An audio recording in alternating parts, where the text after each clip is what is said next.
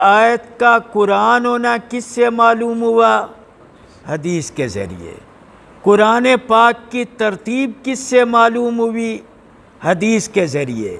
مصحف کا میں درج آیات کا صورتوں کا قرآن ہونا حدیث کے ذریعے۔ اگر قرآن سمجھنے میں کوئی الجھن پیش آ جائے تو اس کا حل حدیث کے ذریعے، اور کفار کی طرف سے، غیر مسلموں کی طرف سے اگر کوئی قرآن پر اعتراض ہو تو اس کا حل بھی حدیث کے ذریعے۔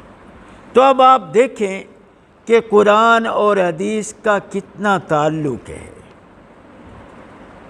قرآن پڑھنے کے لیے بھی ہمیں حدیث کی ضرورت ہے، اور قرآن سمجھنے کے لیے بھی ہمیں حدیث کی ضرورت ہے، اور دوسری اقوام کے سامنے قرآن پیش کرنے کے لیے بھی ہمیں حدیث کی ضرورت ہے۔